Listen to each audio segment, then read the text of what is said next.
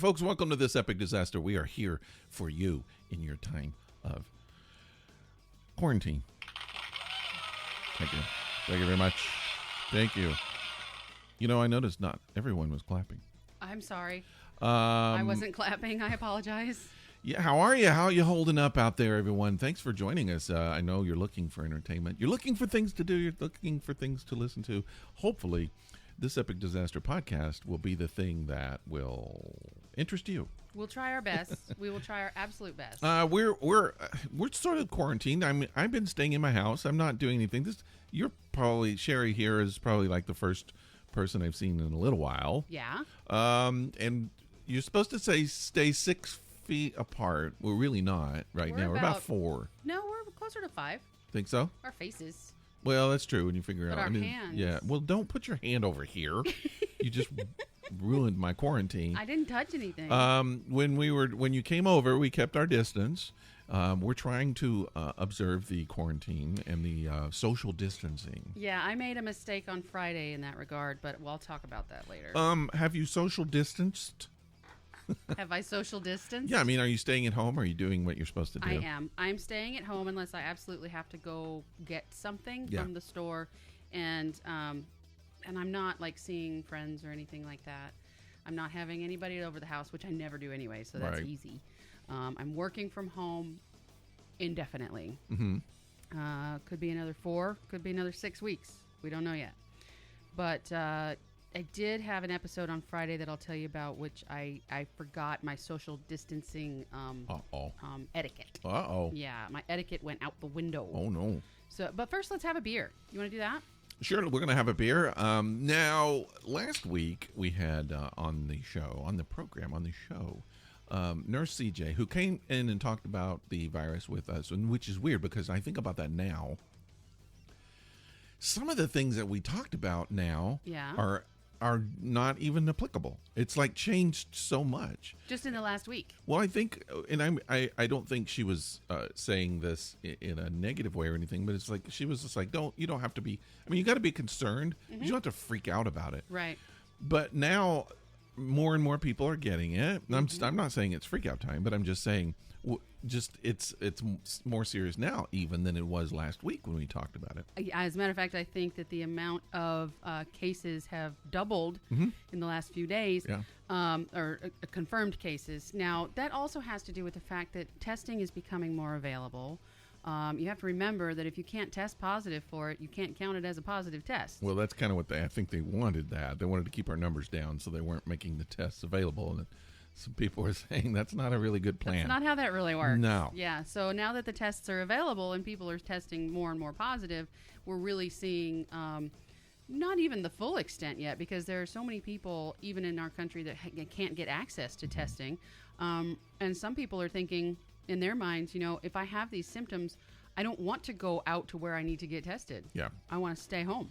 Well, we had Nurse CJ come on last week. If you didn't listen to it, you can listen. There's some great advice there. But here's the thing. When she came over, she brought us 6 beers. Mm-hmm. I don't know if she thinks we drink an entire 6-pack on the show or if she wanted us to drink an entire 6-pack on the... Neither would be a good idea, but... Maybe she thought it would improve the show. That's possibility. But one of the things is now we have we have 6 beers we could drink. That's right. So today, we're going to be drinking a lot of those that the nurse. But these are all medically endorsed beers. Yes. Now by one person. By a nurse. Yes, and one of them that she brought us is by Boulevard Brewing. This is what we're drinking today. Mm-hmm. It's Unfiltered Wheat Beer. Wow. That's Unfiltered Wheat Beer. Now, is that healthy or unhealthy? I would feel like you need to filter and pasteurize and filter your stuff. Well, they are describing this beer as hazy. It is a bit hazy. You American classic. Mm-hmm. It's only 4.4% alcohol, which let's pour it out. That's fine. Whatever. But Boulevard Brewing is from Kansas City, Missouri. We've had something of theirs We've before. had 3 or 4 of their beers, I'm pretty sure. So they're calling it an American wheat beer. It's beautifully hazy with a citrus kick. Now, I just had a sip of it, and it does have a bit of a citrus kick. Oh. And I know you're not a huge fan of that. Not a citrus kicks, I am not. But this one is not. This one is not too hard. It's not like it's kicking you in the balls. Okay. or the face. And it's unfiltered, and then maybe that's the cloudiness, do you think? That's the cloudiness. I don't see any sediment. There is no sediment. Just because it's unfiltered doesn't mean it's going to have What would you say? What would you say that is? It's golden. It's almost a lemon color. Lemonish? Like, oh, yeah, I would say like lemonade. It is kind of lemonade and very hazy. So let's I'm going to try here. Maybe that's why it's citrusy. I'm going to smell it a little bit here. I got to smell it first. Okay. Not a strong smell. No. I don't think so. No, not at all. Now, you did just have a Guinness a little while ago. Okay. It's actually tastes a little lemony. Maybe that's just in my head now. It's in your head. Okay. It's totally it's always in your head. I'm going to make an initial comment. Okay, what's that? It doesn't taste like what I thought it was going to taste like, so I'll say that. Okay. The citrus threw me off. I think that might be in my head. That's why I said lemon, but I don't taste citrus hardly at all. Yeah, it's just a wheat. Mm-hmm. Yeah, okay. Think more Belgian. Okay. Yeah. We last week, I would say toward the end of last week. Now, this is right when some people were really starting to take the social distance, self-quarantine serious. Other people were not. Mm-hmm. We did, but we also had already had plans to go out. Mm-hmm. And so we went out anyway. You and your wife. Yeah, and there were some people on social media that really kind of scolded us. You got scolded. For that, because I think we weren't supposed to, but still, it wasn't like it is now. I mean, just in a week now, everybody realizes the importance of kind of social distancing. But we it's not like we got out and mingled. I mean, we went to a restaurant, and we were very separate and all that kind of stuff. But we went, and it was good. It was a tapas restaurant. Okay. And I didn't know what tapas was for a long time, and I used to think they were saying topless, and I was like, yes, I'll go. It's not topless. It's tapas. Tapas. So it's Spanish. Mm-hmm. My wife's ancestry is Spanish, and I think that's why she likes it. But so it's like lots of little sides. Yeah. Like when you go to a restaurant, you order a side dish. Mm-hmm. So it's like a lot of those. So you get a lot of. But here's the thing: they charge the same amount as a regular course for the sides. Yeah. That's what I don't like about it. So you're buying, I don't know, macaroni and cheese, and you're paying $15 for it. Yeah. No. But it's usually really, really good stuff. So we got a lot of stuff. It was fun. It was our last outing before we did our quarantine. Okay, so how many people did you think that you give the virus to? I think I'm very low risk because I don't associate with a lot of people. Yeah, you are. Yeah. But the whole point behind self-quarantining is that you may be low risk, but you could be a carrier. Well, that's why I'm not going out anymore. And you could give it to all the people that are high risk. Right. So I think my wife is high risk. I think she is too because she's asthmatic. Well, but she works in a hospital. Yeah. And there are people in the hospital who have it, so she's at high risk for bringing. So I guess in that respect, I am high risk. Yes. Because she could bring it and give it to me. And I've read articles about people having to quarantine themselves within their own home from their spouse and family. Ooh. And that doesn't sound like fun. No, I wouldn't do that. And I don't even know how I would do that. We do have an upstairs and a downstairs. You would live up here. I guess. Yeah. But so far it hasn't come to that. I don't feel. I haven't had any kind of symptoms. Now I have some symptoms of allergies, but I don't have any fever. Nope. And nothing is like getting worse. So so far I think I'm fine. Yeah, my allergies have been kicking in too. I woke up yesterday to a coughing fit, and I was like, oh crap. So checked my temperature, and of course it's low, like it normally is for me. My temperature is always low, yeah, it's just allergies, and some people are freaking out, because pollen count here is really high right now. Totally, this is the worst allergy attack I've had since I moved to Atlanta. Yeah, so people are getting these allergy reactions, and of course they're freaking out. Yeah, as soon as you cough around somebody, they're like, "Oh, you got the virus." Yeah, but it's like, no, I've coughed for my entire life. I've been coughing for weeks and weeks and weeks. I'm a pro at it. Yeah. But yeah, so it was great. We had a nice time. Good. We got. I had a cocktail. What did I have? I had an interesting cocktail. I'm trying to think what it is. I don't remember the name of it, and I don't remember what was in it. Well, then that's not helpful. But I do remember. I remember my wife tasted it and said it tasted like fall, and it did. It had some orange flavors. Okay. It had some woodsy bourbon, cinnamon. Okay. It really tasted very fall. It tasted very much like autumn. We're not even. We're into spring just happened. Spring and just sprang. I'm drinking fall already. I can't wait. Yeah. I'm gonna have to wait. You're gonna have to wait. Yeah. That was so. Now we're not going out anymore. We've had to go out a couple times to the store. Have you found a stash for toilet paper? This is like a big thing, and nobody can find toilet paper anywhere. I did find some. I found some at a Kroger store by my house. I bet you can't now. We went yesterday.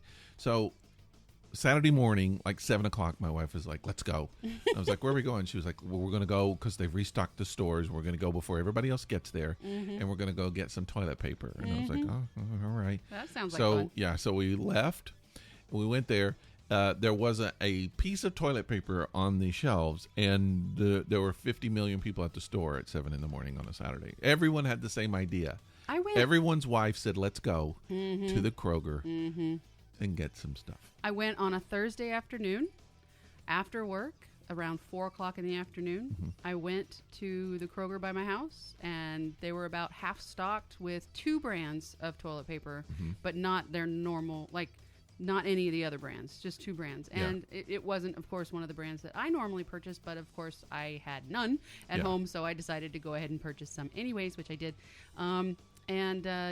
So it was fine, and it wasn't that packed. It really wasn't.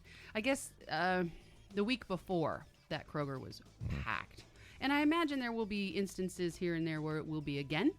I do have to go back again at some point, but yeah, I got my toilet paper. I'm all set. Well, this happened to us yesterday. We went to, we had to pick up a few things for dinner. And one of my favorite places is the farmer's market here. Now, the DeKalb Farmers Market, if you're not from Atlanta, obviously you don't know. It's not like, it's not a little outside market. thing. No, it's like an indoor, nice. Yep. It's like a grocery store in a way, but it's all produce, and it's all, I think, mostly locally grown. Yeah. But so we went, and it's always packed. And I was like, this is going to be an interesting experience because it's very international. The people who are there, a lot of locals, a lot of international, it's just a big mix of lots of different people. Well, they have aisles marked with different nationalities, basically. Yeah. And they have no less than 6 different aisles of packaged ramen. Yeah, well, here's the thing, though. Because they have international foods, a lot of different international foods, they attract a lot of people who cook international food. So Correct. It's just a mix of a lot of different people there. And so we were going to pick up some rice, just a few little things. And we got a basket full, and there were people with like carts full of stuff. Yeah. It was packed as usual. And so we start checking out, and just as we get in line to check out, the person at the counter says, no card, cash only. Oh, no. Who carries cash? Who Do you carries carry cash? Especially enough for groceries. Do you buy your groceries with cash? Nobody buys their groceries with cash. No one does. So don't they have an ATM there? Yes. So Okay. So the place to check out, it's like a big room, and they have, I guess, 50 cashiers in there. This is not like Walmart where you have one. It's like everything is stashed, and the amount of food that they process has got to be tons. It's amazing. But and so everyone is standing there realizing at the same time that you have to have cash. Oh no. And so here's what I would do if I was pushing the basket and they said cash only. I would walk out the door. That's what I do. I would just be like, well, screw it. I'm not gonna put all this stuff back. Right. It's not mine. I didn't make this choice. You got to do it. Bye. And then I would leave. That's what I would do. So we just had a little basket. There were people with, their carts are overflowing. And they were like, what am I going to do? And then so there's 2 ATM machines. So if you go out and to the ATM machine, the line to each ATM machine stretched all the way across the building. Oh my gosh. So if you're going to get cash at the ATM machine, you're looking at an hour, hour and a half. Wow. So that wasn't a solution. So my wife was like, well, why don't you stay here and I'll run out and get some cash. Go to the bank. And I was like, fine. Yeah. So I hung out, and then she went and grabbed some cash and came back. But their debit machine or credit machine, whatever, went down, and it never came back up. And I felt bad for all those people who spent an hour filling that cart, overflowing that cart. People are mad. And so I realized something about me during this time. What's that? I have this thing about, I'm not a person I don't like change that much. No. I'm not really big on when things change, when the rules change, when the people change, when the scenarios change, when my life changes. I'm not that big on I'm change. not a huge fan of change either.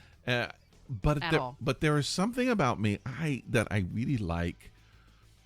I kind of like pandemonium. I kind of like when the rules suddenly change, especially if I'm not involved. You like chaos. I like chaos and anarchy, especially viewing it as an outsider. If it's not affecting you. It's so much fun to just watch when suddenly the rules change and everybody has to deal with it. There's just something about it I like. Because you like watching how different individuals choose to deal with it and the juxtaposition between the two. Like somebody might be like, oh, that's fine, I have cash right here. Yeah. And somebody else is like, cash? What is cash? Where do you get cash? Yeah. Well, you think about it for a second. It's like the rules are now social distancing, don't go to shopping. So these people who are they're supposedly only shopping because they have to. Right. So they're like, I got to get in and get my stuff and get out. Mm-hmm. So that's rule number one that's already changed. Mm-hmm. So everybody's already feeling that tension, and you're there, and you do your shopping, and then you're going, and then all of a sudden, someone mixes it up with a new rule change. Yeah. Now it's only cash, and then you're like, crap, what do I do now? Now I have to, how do I adjust? And so, like I said, normally my instinct is throw it in the air and leave. Yeah. But watching people like, what do we do? How do we adjust? And these are the people who are more successful in life than I am, because I just quit. And they're like, we got to come up with a plan. Adapt. We need to adapt. Yes. And I'm just like, well, no, we don't do No. that. And then I would be leaving. My wife is like, no, I figure out a way to go get some cash. And I'm like, really? Is that how we do it? Is that how normal people do this? I don't know. Oh, wait. You mean we don't throw our hands up in the air and storm out of the room? But Is that what's happening? I think it's the part of me that loves improv. And I think that's why I like that so much. But it's just like, because that's the way it is in improv. When you're doing improv and you're on stage, you can't change. And it's just like, here's a new element, deal with it. Boom. Yeah. And then it's like, okay, I'm dealing with that now. And you learn that in improv is, you pick up with whatever's handed to you and you move along. You make it work. Mm-hmm. You change the whole scenario to fit that. And so that improving thing to me is really fun.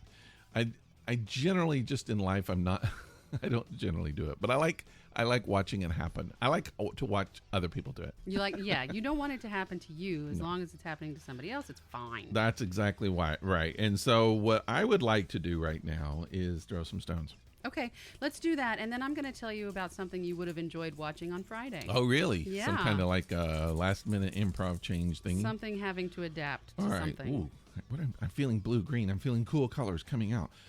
Oh, green-blue, which I don't know. It's going to be blue or green, though. It's red. Okay, so Rick threw a red stone because he's so I'm going to quit psychic. guessing. I think my psychic abilities are off from the whole coronavirus thing. Normally, I'm much sharper than I am now. Don't believe him. I kind of feel like that the coronavirus thing is like really. Maybe I have it. Maybe like psychically I have it, and it's Maybe like you ruining do, my psychically. powers. For those of Oh, you who don't know psychic what we're talking about ability. when we say drop a stone, it has to do with a game that we play. It's a would you rather game, and there's some categories. So we drop a stone, whatever color stone you drop, that's the category you get. It's a lot like Trivial Pursuit. Yeah. Mm-hmm. So Rick's category was his stone was red. So his category is pain, fear, and discomfort. Ow. Rick, would Yeah. you rather go to sleep on the cold floor? Oh, sleep. Or on a comfortable mattress with no sheets and no... Wait, hold on. What? Go to sleep on a cold floor or on a comfortable mattress with no sheets and on indistinguishable sticky stain on it. Well, I've done that one before. I think I've done the cold floor before as well. I'm the kind of person that can pretty much sleep anywhere at any time. Yeah, you are. And I do have preferences, things that would make it easier. But when I'm tired, I'll just go to sleep. I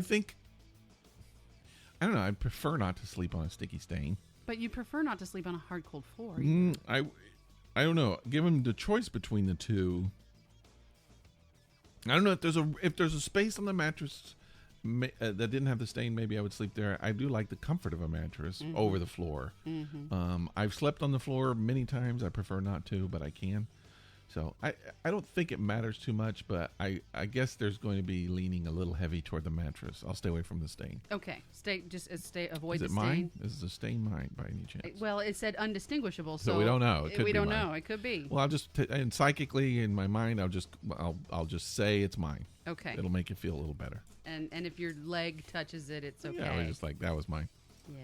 Yeah. You remember when you were young? Uh-huh. And you were first like I mean, it's a long time ago, but I do sharing remember. a bed with someone. Yes. Who did you make sleep in the wet spot? Oh, wait a minute. Hold on. Why the hell is there a wet spot with people I'm sleeping with when I'm little? I said when you were young. When I was young? Yeah. No, I thought you meant like a kid. No, like a young adult. I was like, what wet spot am I sleeping on? I don't think I had that young life. No, I don't know. I'll tell you, I think I handled it then the way I handle it now. Well, first of all, I think the first time I ever was aware of I didn't really know that was a thing. Okay. I guess I don't know why, but I didn't know that was a problem. Okay. And then, you start having sex and you're like, oh, wait, okay. Yeah. I see what's happening here. Yeah. But that just never bothered me. It's just like, put a towel on it, and then go to sleep. Why do people sleep on it? Are there not other pieces of cloth they can put on top of it? So if you spilled water on the bed, you wouldn't just sleep on the water, would you? No, you'd put a towel, you'd change the sheets, you would do something else. That's what I do. I'm not worried about it. You just cover it up. Okay. And whoever sleeps on it, I don't care. Okay. I think it should be whoever's wet it is should sleep on it. Whoever's wet spot belongs to. Yeah, that should be the case. All right. So it's my turn. I'm gonna drop a stone. Sometimes this podcast is a little adult, we should just say, Yeah. In case you don't know. That's purple. I dropped a purple stone. Okay. I should be getting a question prepared, shouldn't I? Yeah, you should, because this is how the game goes. Otherwise, we could just sit here and stare at each other for a while. I should make questions up. You could. Matter of fact, you should. That's part of being a podcast host. All right. Your purple question is food and ingestion. Would you rather have to drink a gallon of clean water from your own toilet? It's clean, by the way. Or drink 2 gallons of prune juice spiked with Tabasco sauce. Ew. One of the two. Clean water from your own toilet or 2 gallons of prune juice spiked with Tabasco sauce. Now, I just want to mention a couple things. Okay. Caveats to this question. Yeah. I don't think it's healthy for you to drink a gallon of liquid of any kind at one sitting. I agree. So I'm wondering if the question is over time, or over a certain period of time, would you rather do that? Mm-hmm. That's what because I'm going to say that I just in one sitting, I wouldn't recommend it. And that's not a pun about toilet water, one sitting. I'm just saying. I'm just saying at one point, drinking a gallon of liquid is probably not a smart thing to do, whether it's water, milk, or anything else. Not right out or at the toilet same water. time. Or toilet water, for that matter. So let's say over the course of maybe a day. Okay. Would you rather do this? Over the course of maybe a day, I would still rather drink the toilet water. Really? Yeah. Because it's clean. You said it was clean. Yeah. If my toilet is clean, yeah, I don't have a problem with it. Right. I'll be honest with you. There've been some evenings, not recently, of course, but in my younger years, Do we want to hear this? Where when you drink too much alcohol and you unfortunately lose your stomach contents over the porcelain throne, some of that water comes back at you. Oh, yeah, disgusting. So I haven't died yet. Well, I think if you drink the prune juice and Tabasco sauce, you're going to be drinking the toilet water at some point anyway. At some point anyway. Yeah. It will come back at you. I love prune juice. I do too. It's one of my favorite juices. But I'm not going to drink 2 gallons of it over the course of a day. I don't think that would be smart, although I wouldn't be against it. And I think after about a gallon, I would be tired of it. Prune juice can be a little sweet. But the things you could do. I imagine how much fun projectile. Well, never mind. Just prune juice. Prune juice. I'm not a fan of Tabasco, and that combination. Why do they pick that? I guess because they wanted the end result to be painful. Can that Yeah, I guess that's what it is. Mm-hmm. I don't know. I was just going to say that combination. Is that a cocktail or something? No, God no. Mm-hmm. That's disgusting. Okay. Yeah, I'm going with toilet water. I would too if it's clean. Why not? I never thought I'd say those words out loud. I'm going with the toilet water. I'm trying to think if I've actually done that. This is awful. I shouldn't tell this story. When I was a kid, when I was young, like really young, if we would say a bad word, our mother would wash our mouth out in the toilet. What? Yeah. She would flush it first. Of course, it was supposed to be clean. But she thought that would teach us. It just made us, curse a whole lot fucking more. Fuck you, Mom. I can remember, and my brother, one of my brothers to this day says that really like mentally has scarred him. And you can't really. My mother is an angel. I mean, she didn't have devious thoughts. She wasn't like trying to scar us forever. She thought that was a good deterrent. Clean toilet water, washing, whatever. She also tried soap, whatever. Yeah, and none of it worked. It didn't work. It did not work. So kids and mothers, I don't think it worked. But I'm just saying, I think that I probably had that experience at some point in my youth. Probably. The taste of clean toilet water in my mouth. Probably. Because I said doo-doo. Probably. Wow. That was a bad word. You probably said ass. No, I would have been shot in the face if I said ass. No, that would have been dirty toilet water. Yeah. What? Yeah. So what were the bad words in your house? We were kids. Doo-doo was bad. You could say, if you'd said shit, you would have been then you'd have been thrown out of the family. I don't think I didn't say that until I was probably high school. Really? Yeah. So if you said doo-doo. Doo-doo or was. Butt. What if you said butt? But, yeah. Our house, we didn't use the word butt. My mother said fanny. That was like, so we were kids. We're like, kiss my fanny. Which sounds so dumb now. You were so little country bumpkins. Oh, so. Yeah. Kiss my fanny. Yeah.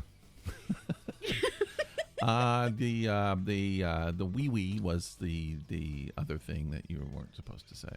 Oh, you weren't allowed to say dick? No. What about penis? I didn't even know what penis? It was. I didn't even know the word penis till I was older. But wee-wee was what you call it. I don't even know what the girls called theirs. I don't know. Interesting. I don't know if they had a special word, but no one told me about it. That's so weird. Because they would have gotten their mouth washed out with the toilet. They're not going to be telling that. But yeah, just isn't that weird? The weird little words that you have for. I referred to my genitalia as my vagina from the time I was very young. Really? Yes. This is weird because my wife and I just had this conversation, and we talked, I think, a little bit about this, but we just had this conversation yesterday, I think, when this will kind of be an insight on what my wife and I talk about. But okay, so my wife is the only person I've ever dated or been with who regularly refers to the male genitalia as a penis. Mm-hmm. It's very clinical. Mm-hmm. It's like being with a doctor. But it's just like, it's kind of like, bring me your penis, big boy. No one says that except her. And so that took a lot of getting used to because I was just like, am I with my mother here? What, penis? No one calls it a penis? What is this? So like we were talking about it, and she was like, well, what do you call it? I was like, well, I just say dick. I'm a dude. Dick is what dudes say. I prefer the word cock. Well, we'll get to that. Oh, okay. We're going to work our way down to that. So, but I just feel like on a daily basis, dick, if you're just like, if you go to the doctor and the doctor's like, what's the matter? And you'd be like, oh, my dick hurts. You would say that. That's what you would call it. But most guys aren't going to go, my penis is not feeling well today, doctor. You just, if you use the word penis, it actually feels uncomfortable. You feel like you're in a doctor's office. But dick is like your arm, or it's just like your nose. It's just like a part of your body. It's just it's not even like sexual. So, right. Okay, so I understand what you're saying. Now, yes, I would refer to it as a dick that way too. Right. But cock is the next. So that's dick that's sexualized. That's when you're talking to your partner during sex. That's right. Use the word cock. It's more sexual, means exactly the same thing. Yes. But it's more steamy, it's more hot. And I also feel like women use it a little more than men do. I think so. And maybe because it is sexual. And then we were trying to work our way down to like the really, getting more and more graphic. And I won't do that on the podcast, but those three. And then I was just like, okay, so then I asked my wife, I said, well, what do you prefer to refer to yours as? Mm-hmm. Because as a dude, and again, kids, don't be listening to the podcast. I think it's a little late for that. Get your dick out of here, kids. Get your dick out of here. As a dude, so like when I was in high school, pussy was what you would say about a woman. And that's such a simple word. There's nothing wrong. It's not like, even cock is a little kind of, rough sounding, but pussy's just so innocent. Cock sounds rough because it's the K sound. Yeah, and that's the aggression word or sounds that you make. But what I thought was like dick and pussy are about on the same level. Yeah. I feel like it's kind of like the common word. All right, Sure. so you do that, and then you go, all right, let's go a little more sexual, and then we go like cock down here, and then there's no female equivalent of cock. So she was like, well, what's wrong with cunt? Well, that's what I'm saying. Cunt is an insult. So How so? People call each other those names. I'm not saying, I'm just reflecting what happens in society. It has a very negative connotation. That's true. Some men actually call women that. That's true. true. In the UK, they call people that. It's used as a put down. Right. And it's not very sexual. It's kind of graphic and kind of rough. Now, I'm not saying people don't use it for that, but it's just, it doesn't have the same, it's not equivalent to cock. Okay, I understand, because cock actually is an exciting word. Yeah, where it's a little more cunt's rough. Not. But then it sounds bad. She said, well, what about twat? Which I think is a weird word anyway. To me, twat is just an idiot. That's stupid. That's silly. It's like it's boobs. a silly word. Yeah, like boobies. But it's not sexual. So it's like there's a gap in there. And I don't mean this. I'm not saying that's not supposed to be a joke. I'm just saying so you got penis, vagina, you got dick, pussy, cock. Nothing. We need a female cock. We need something in there. We need a female cock. We need another word, and I don't know what could be. What could it be? I don't know. We need to come up. I feel like our podcast should go with the I don't female feel cock. that way. I feel like that should be our mission to come up. Well, so here's the thing. So a lot of words. And we'll see, like my wife was saying, like vajayjay and things like that. And I was just like, those are fun. Those are just funny. You're not going to say, come in here and do my vajayjay. No, you're not. And the person will start laughing. Because the person would be like, no, thank you. But if you analyze the words themselves, so you got penis and vagina. I just kind of let's throw those out. So you got dick, but dick I think comes because that's just the dude's name, like Dick, Peter, Johnson. They're named after guys. Right. You know? Right. Yeah. And there's probably more of those. There's not a lot of Brendas. You don't have a Susan. Nope. So, but still, we're going to say, all right. So the pussy is named after an animal. Correct. But so is cock. Yep. Cock after an animal, and you could almost say that those are the same, cock and pussy, but they're not. They're not. So I'm still putting that up. But so what probably needs to happen is the equivalent of cock needs to be along those same lines, either a woman's name, or an animal. Those are the boundaries. So I would suggest that our audience send us what they believe is the equivalent. So it has to. You don't have to be dirty. No. If you're coming up with a brand new word, right? So it has no connotation yet. But if you think you might have a really good, I mean, these are the people who came up with the disaster baiters. But remember, they're good at coming up with this stuff. Yes, and remember though, it has to evoke the same sexuality that cock does. Yeah. So it can't just be like Susie. It could be a fun word too. It could be. Yeah. I don't know what it would be though. And hen just doesn't do it for me. Who? Hen. Cock and hen. No. That's just silly. That's a Scottish term of endearment for a woman. Yeah. Hen. Yeah. No. It just needs to. And I can't. I mean, I'm sure if I can analyze it, but you don't want to say my hog. You don't say, God, no. my monkey. I don't know. I'm sure there's a lot of words that just not going to work, but there's got to be something that's going to be that can be potentially steamy. Oh, I've read a lot of erotica in the past. Just more about Cheri. Yeah. And a lot of it, I've written some too, but a lot of it, like they'll use just ridiculous things like my love canal. Yes. Well, we went into that. Yeah. And I'm not going to mention those because we went into that. I'm not going to mention some of those because those get really graphic and kind of crude, and I won't do that. My wife mentioned several of those, but she did mention that they're like in I think it's Spanish. And I can't remember, like coochie something, coochie. And that's something that she uses a lot, which to me, that's like a clown car. It coochie. is. It's silly. It doesn't work for me. Too. I know there's it's to make you laugh. There's you don't want to products. call it something that's going to make you laugh. there's products for sensitive shaving areas called coochie. Yeah. That's the name of it. Yeah. So I don't know if they appropriated that name from Spanish language. Could be. But it's like that evokes no sexuality for me. If I remember right, my Japanese girlfriend told me that the male word for penis was chichi, and then I've seen that there's a restaurant called Chi-Chi's, and I'm like, you're really eating at penis. You're eating at penis restaurant. Penis. Where are you going tonight? Penis.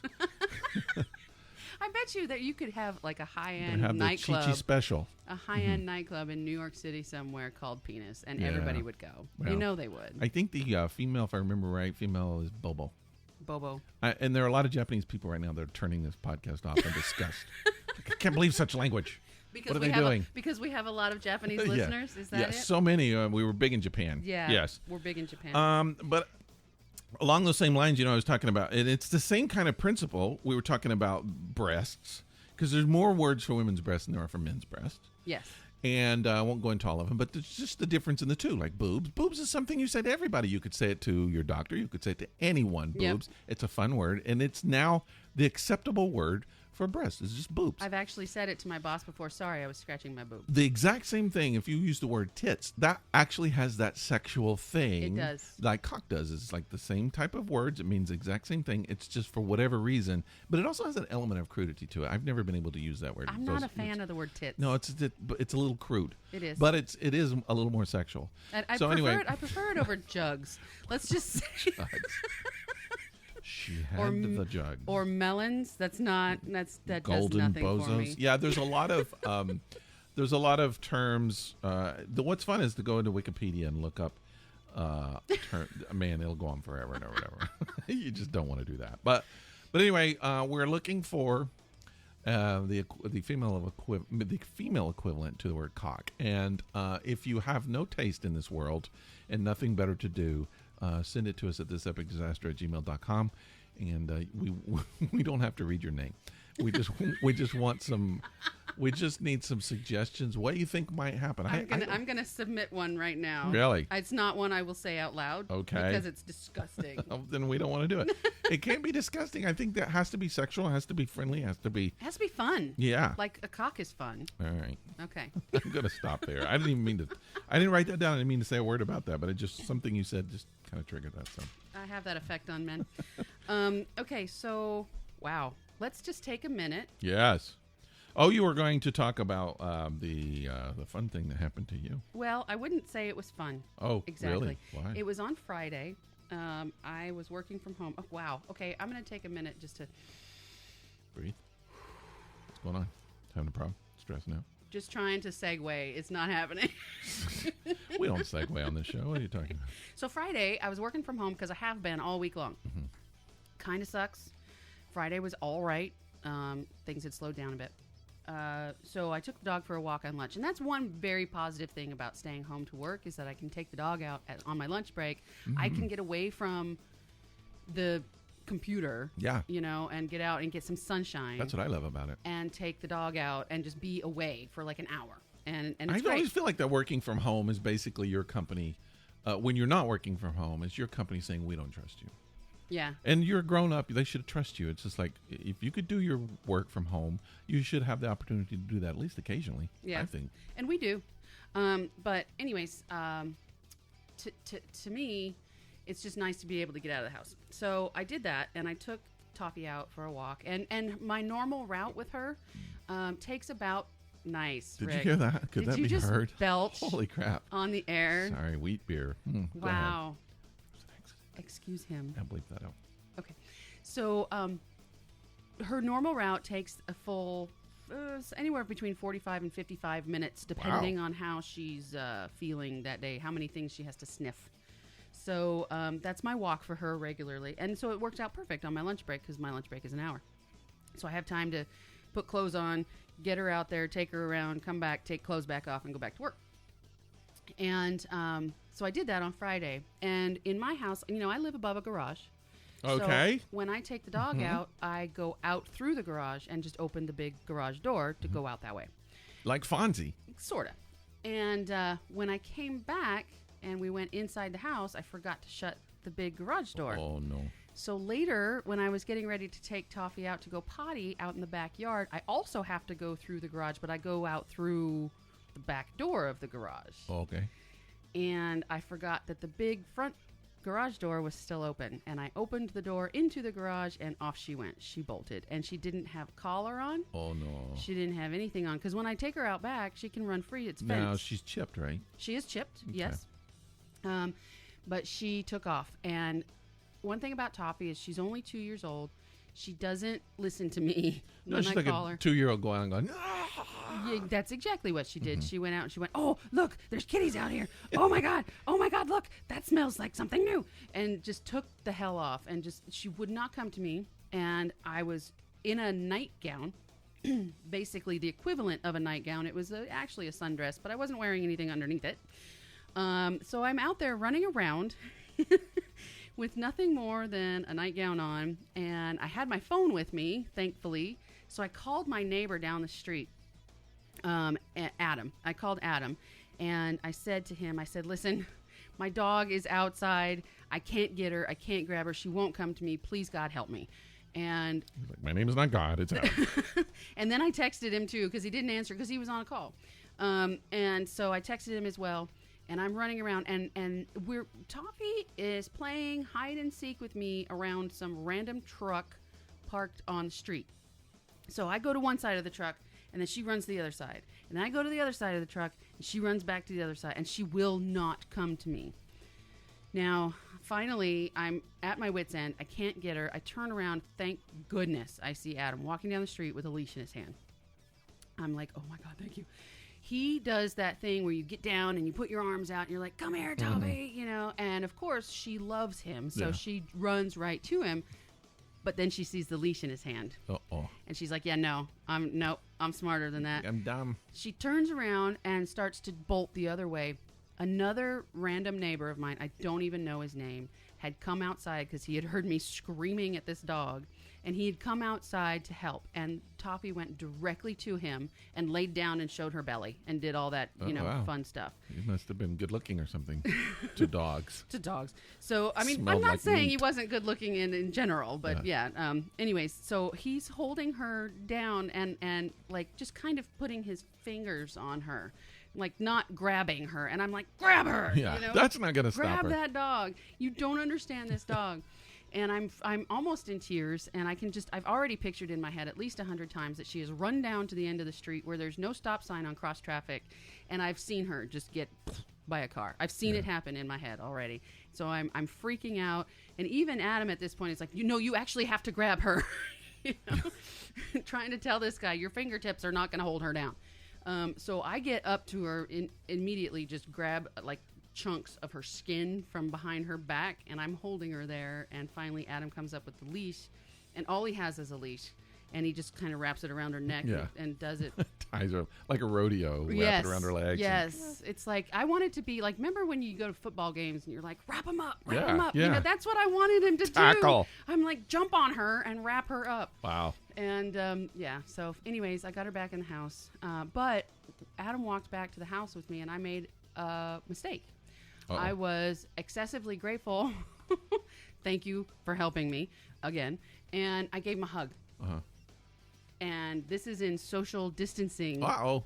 Yeah. And it didn't even dawn on me until like several hours later. Yeah. Because I was just like reacting, you know. That's probably all right. I'm sure it's fine. Except you were naked. Well, sort of. At the time. Had a nightgown on. Uh-oh. It wasn't that bad. Yeah. So, I mean, anyways. Yeah, so I gave him a hug, and I just felt later on, he texted me back or something. I thanked him again. I have a fever. No, he's like, I hope I didn't give you coronavirus. And then I went, dang. Oh, shit. Yeah. Yeah, so anyways, sorry about hugging you, Adam. But thank you for saving my doggy. Yeah, that was my adventure on Friday. And I wasn't even done with my work day yet. She just was bugging me, had to go outside. So I was just going to let her outside real quick and come back. And it took me 10 minutes to get her back in the house. And by that point, I had a half an hour left in my shift. And I sat down at my computer and I was like, nope. Don't ever let her go out with no collar. That's what's dangerous. Well, she doesn't have to wear her collar in the house. I know, but if she's got a potty, put it on. Don't let her go out the door. Yeah, she gets so excited when I put her collar on, though, because now she thinks she's going somewhere. Yeah. I don't know. I'll either have to find a better collar that I don't mind her wearing at home and it doesn't chafe her on her neck, or just an at-home collar of some kind. I don't know. Anyways, but even still, she got out a year ago, and I grabbed her collar, and she just slipped right out of it. Oh, yeah. So, I mean, would it have helped this time? I don't know. Maybe. Well, it's serious. I know it's serious. Personally, I know it's serious because that's how my second wife got away. Left the garage door open. Just took off. Never saw her again. With no collar on. That's right. She wasn't chipped. She needs to have an indoor collar. And you got to be careful. It happens every time. Yeah, that's scary. I think we talked about it on the show just a few weeks ago. So once a month, I believe it's once a month, we have someone to come in and spray our lawn. Mm-hmm. It's a ripoff. They spray it for termites. Okay. Sure they do. Sure. But they say they do. Mm-hmm. And I still see bugs. They're spraying outdoors. They're bugs outdoors. They're not going to kill bugs. It's still going to be there. It's ridiculous. We pay money for that. It's dumb. It's dumb. But anyway, they do it. So we had a new guy came over, and he comes over, he knocks on the door, and he says, because we got a gate and fence all the way around our backyard, a wooden fence, and he says, can you open up the gate so I can come back and spray? And I say, sure. So in the past, everybody who's done it has come in, sprayed, closed the gate, left. Right. New dude doesn't understand closing the gate, how important it is. So now these gates are kind of on the side of the house, so we don't see that they're open, and we forget about it. I didn't remember that I had opened it. So we just let the dogs out to go potty backstage. Backstage. Wow. Little theater thing. Theater days. Yeah. And so just open up, they go run to the backyard, they do their business, they come back. Well, apparently one day they came out and they were like, oh, it's open. Let's go. And so they left. No. I thought they were out playing, and they were running around the neighborhood. How did you find out? Someone called, I think, and so someone was out walking their dog, which just attracted our dogs, and they went, and then they kind of held on, and they called and said, your dogs are right here. So they got a hold of your dog. Yeah. They knew better than to just let them keep running. So like my little Aussie, she'll just do what the big dog does. Yeah. If he tells her to go, let's cross the street, she'll do it. But otherwise, she'll just stay at home. So I'm sure he kind of led her astray. And if you hold the big dog, she won't go. She'll stay with him. Mm-hmm. So I mean, she'll actually come home on her own. She knows where she lives. She's very disciplined. And but he won't. He would go forever. I think he saw it as an opportunity to never come back. He was just like, finally going on the road again. I'll find somebody that'll give me treats all day long. That's right. I've been wanting to do this for a long time. The comfort of home is no longer mine.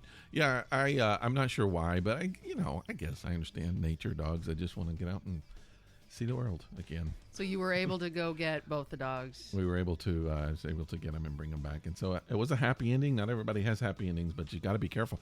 And my dog, one of my dogs, my Aussie, has a little bit of a breathing problem. So when she's at home, sometimes I'll take her collar off. Mm-hmm. So fortunately, she had her collar on when she was out. But she has so much hair, you could just grab a hold of her hair. Well, it's not that. It's just if I'm not seeing her, somebody identify her. I mean, she goes to somebody's house. And is she not chipped?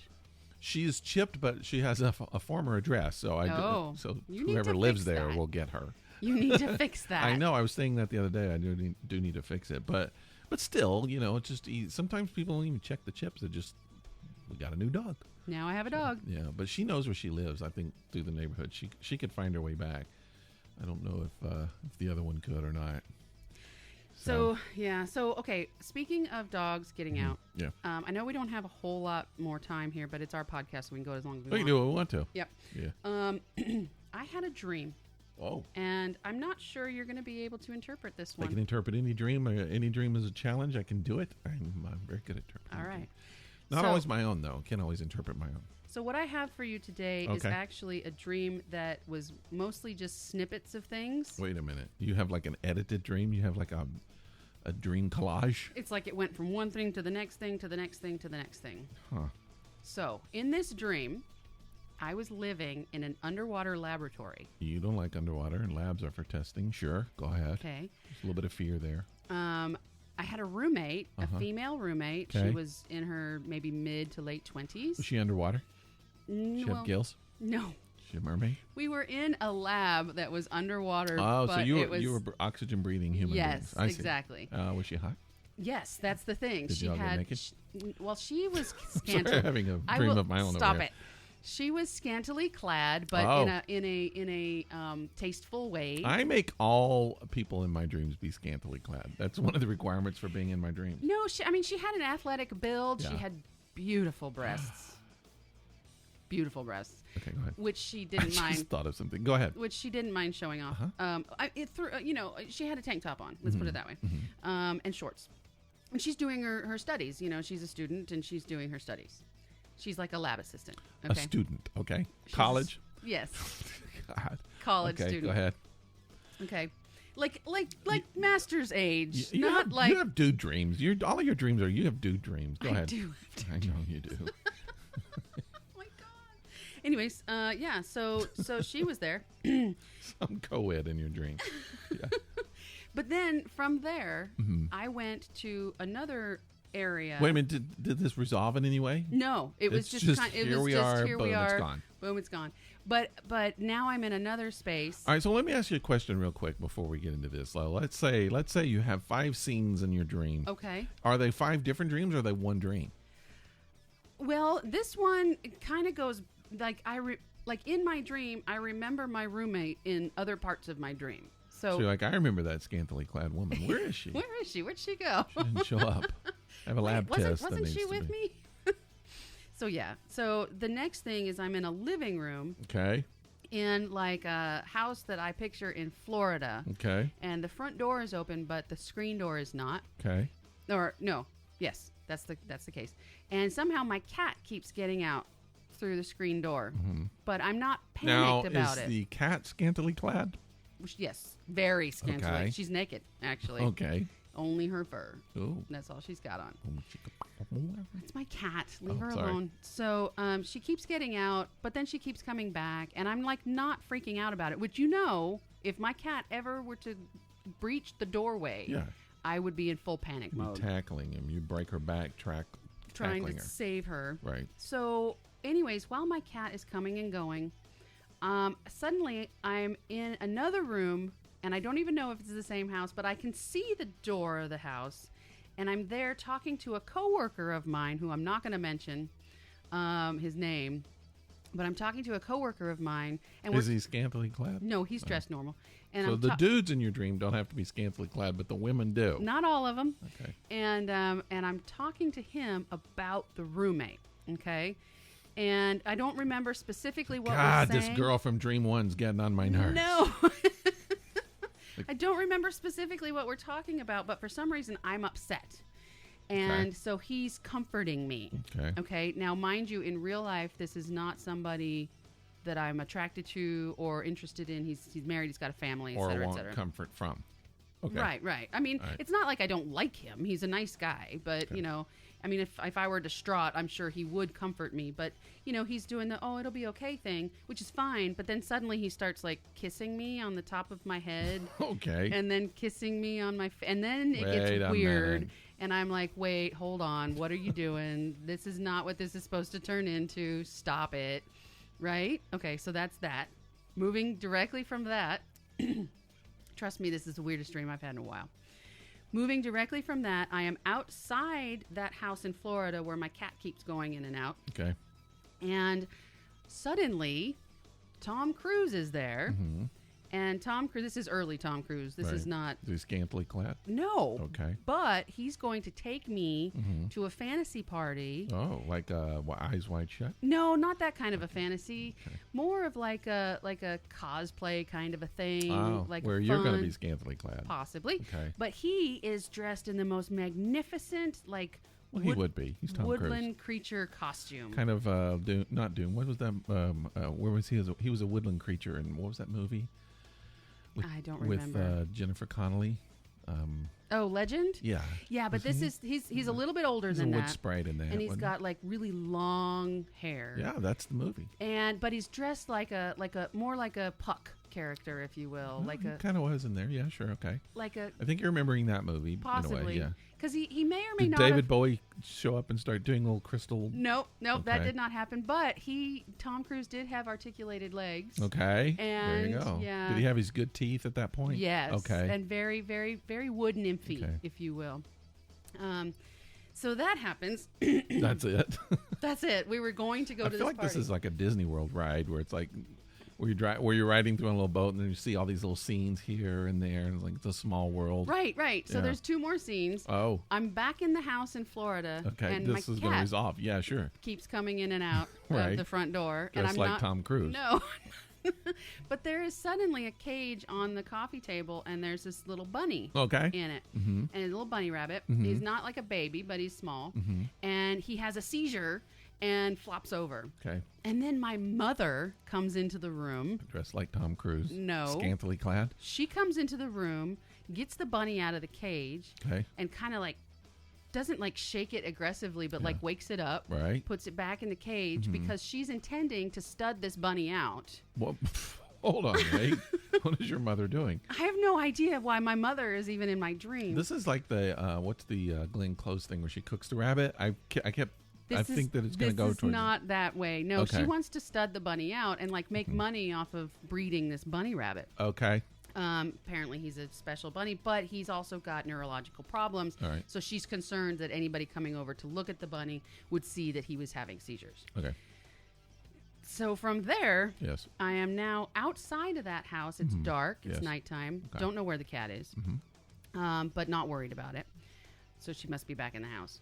And there is now a big delivery truck outside, and they have sheep livers for sale. All right. And I had ordered and already prepaid for some. Yes. And my mother wants to buy the sheep livers from me. And that's always trouble. She's going to give me $96 for it. What? And some cheap sheep livers. Yeah, and so I'm never going to be able to say that again.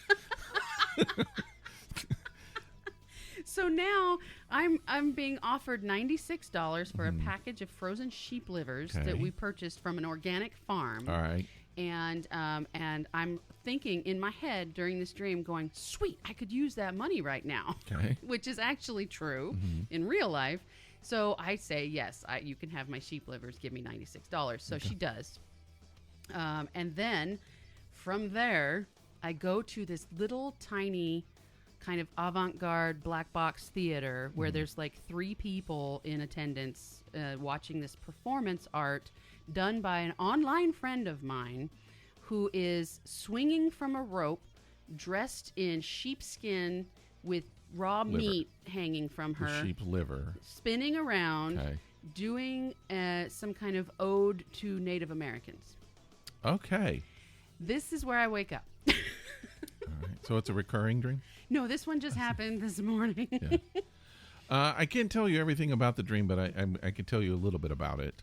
I'd have to study it a little more to tell you more, and you just told me, and I don't. But my thought is that so many of the elements in the dreams were about being restricted and confined.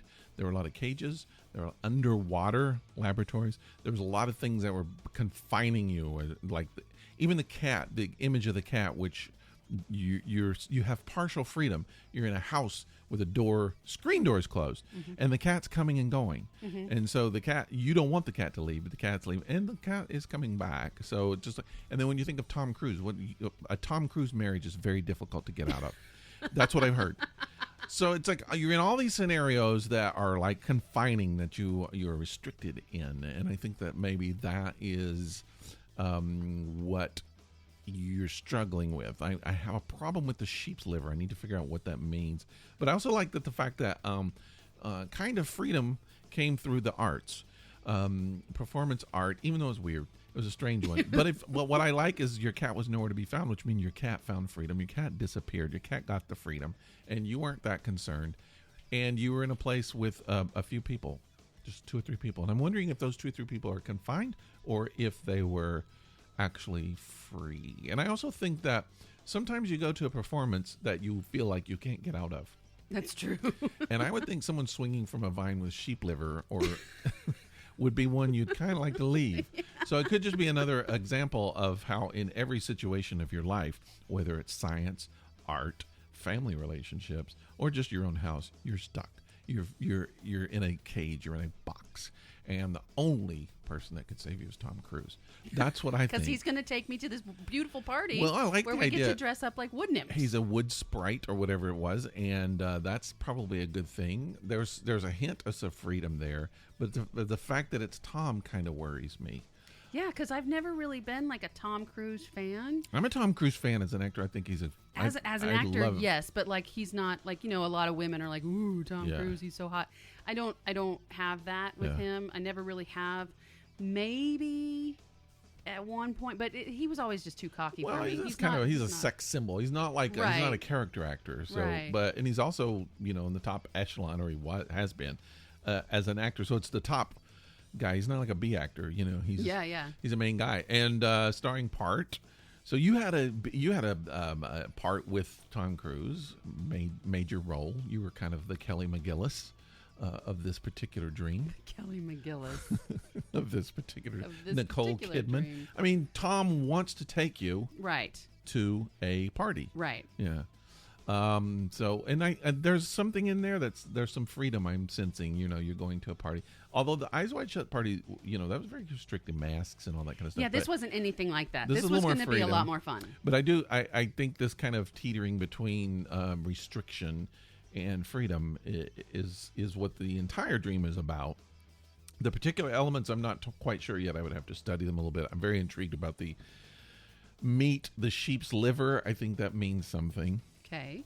I'd have to figure out what that means. And your mother appearing in there and buying. I think it's interesting that she bought it for $96 because that's a sexual number, like 69. I've never 96. Seen it that way, but okay. It's the same thing. I mean, 69 is 96 upside down. It's that's what I'm saying. There's a sexuality, just like the first woman was scantily clad, and she was sexual as well. I think there's some sexuality in the dream like you usually like it, and Tom's a sexy dude, and he was in my dream. I mean, he was legs, in like the best shape of his life kind of thing. He had long hair like he did in Interview with a Vampire. Yeah, he worked out a lot for your dream. He did. He got himself in shape and went back in years, back in time. Yeah. Well, I'm very fascinated by the all the images of refinement and restriction. When I say refinement, I didn't mean that. Restriction. Like cages and doors that are closed and cats that are leaving and coming back and underwater labs. Because laboratories usually are very controlled environments and you can't get out. I mean, maybe it has something to do with what's going on now. Because I'm confined to the house. Yeah, I mean, you're confined to your own house and you'd like to leave and you can't afford sheep's liver because your mom keeps buying them from you. She bought it from me. But I'm stoked that she did because I could really use that money. Yeah. So yeah, that's my thought on that. So yeah, I told you I could pretty much interpret any dream. If anybody else has any better ideas about my dream, and you actually listen, ideas. What are you talking about? You actually listen to all of that, please let me know your thoughts on my dreams, or even just parts of my dreams. That'd be great. It's insulting. This one in particular, this was bad. This was weird. I woke up from it and I thought, I've had a stroke. I think I've had a stroke. It's a stroke dream. It's a stroke. I just want to prove once again, before we sign off, how psychic I am. Even though I didn't get a chance to prove it at the very beginning with the colors that happened, I feel like I can do it now here as I'm pulling out the 3 of diamonds. I just cut the cards on our cards, and I'm saying this is the 3 of diamonds. Although it feels like the 7 of spades. It's the Queen of Spades. I will give you this. Most often when you say you're being psychic and you're pulling out a card, you do pull out a spade. There's a reason for that. Well, I mean, you have 4 suits. Yes. And you have, this is 10, 11, 12, 14 cards? Well, you have 52 total. Well, I know, but I'm just saying you have 4 suits. And then, like, what? Do math. 52 divided by 4. No. I'm just saying of the numbers. Ace, 2, 3, 4. We have 15, 16, whatever. So there's more of those and less of the suits. So odds are, if you make a guess, you're going to get one of the suits correct before you're going to get the numbers correct. This is true. I'm not saying that with me, because with me, you never get it right. No, I always do. I'm just saying for me, psychically, I have an unfair advantage. But most people, if they're just guessing, they're going to get the suit right before they get the number right. Okay. And unlike me, when almost every time I get them both. All right. I feel like before we put a stop to the podcast, which I hate to put a stop to the podcast. It's so much fun. We never have to stop the podcast. We can go on forever, but I feel like people have things to do. People are self-distancing or what is not self-quarantining. Self-distancing. We always self-distance. Distance from myself social all the time. Distancing, and they don't want to get too close to the podcast, so we should work towards putting a stop to it. But I would like to say before we talk about the beer, we're still around. I did a video this past week. Just some of my thoughts on what you can be doing while you are self-quarantined. You can find that on our Facebook page. Just a regular, and you don't have to be. We did a video 2 weeks for the Disaster Baiters group, so you can watch that. These are the things. We're trying to create some things for you to do while you're stuck at home. And I was going to do a video on Friday as well, just to show what my work from home situation looks like. You should. And I will, but I hadn't showered that day. We don't need that. No one needs that. So on top of being outside chasing my dog in my nightgown, I hadn't showered. Well, I just want to say, if you want to go back and watch that video, I forgot to mention one thing in the video, and I'll mention it now. I was talking about some techniques that you can do, and I didn't really go heavily into things you can do if you're stressed, because there are a lot of people who are very anxious and stressed during this time. Yes, there are. Yeah, which you are. I'm not. I'm not at all. Because you do this regularly. Do what? Work from home. No one's stressed about that. Not everyone gets to work from home. That's just a part of it. You're stressed about that. I'm talking about the virus. That's a much bigger thing. People are stressed about the virus, not working from home. But one thing that I kind of neglected to mention was that there are, because I utilize them frequently, there are like YouTube videos for guided meditation, self-meditation, just relaxing music. I love the ASMR videos. If you're starting to find that you're getting a little too freaked out and you need some stress relief, I'd say turn to YouTube, listen to some videos, do some meditation, learn some meditation, do some meditation on your own, because it's very relaxing and help you to deal with anxiety and stress. I agree with that. So I want to throw that out too. Okay. Good. All right. Now let's talk about beer. Both of our beers are gone. This is the Boulevard Brewing Company out of Kansas City, Missouri. It's their unfiltered wheat beer. Wheat. And it is pretty darn good. I liked it a lot more than I thought I was going to like it. Yep, I'm a fan. Great taste. Very smooth. I didn't find it citrusy at all. There may have been I would have another one. I would have another one right now. Well, we don't have anymore. No, I know. It's all gone. We're going to have to get some. Yeah. It's a hazy American classic. And we're going to give it a number, 1 through 5. What do you think? 4. That's what I was going to give it. Telling you, we're the same person. That's great. Unfiltered Wheat Beer, we both like it. We're both giving it a 4. We both would have it again, and I think I will get it again. I'm just going to go buy another one. But I'm not going to do it until the whole quarantine thing dies down. Well, if you do, just go to the store and don't touch anybody. Some stores are now delivering. I don't know that they won't deliver beer, I don't think. Actually, Georgia, here in the state of Georgia, they just agreed that restaurants can sell alcohol to go. Wow. Are you serious? Yep. So I can get a boozy shake. You could. I've tried to get a boozy shake before at the Grindhouse, and they won't let you take it out the door. You can't take it out the door because it's got booze in it. But that might be a thing now. Like, so if you place a to-go order and you go pick it up, they might allow you to have a boozy shake. I'm trying to diet, so I'm getting a Possible Burger craving just deeply. I really just want to just eat that burger. Hey, there's your term. Eat that burger. That's the female equivalent of no. No. But I'm trying not to, because I'm trying to watch my weight. I'm trying to watch my girth, and but if I could get Impossible Burger and a boozy shake to go, that's a game changer. I might do it. Game changer. All right. Okay. Should we shut down? Yeah, let's do it. Let's find us on Facebook, find us on Instagram, find us on Twitter, find us on YouTube, and send us email at thisepicdisaster@gmail.com. Okay. That's everything, right? That's it. All right. We'll see you next, almost Wednesday. We'll see you next Monday. We're always here on Monday. And please be scantily clad with Tom Cruise and buy sheep's liver. It'll get you through this. Apparently. All right. Okay, bye. Bye. Thank you. Thank you.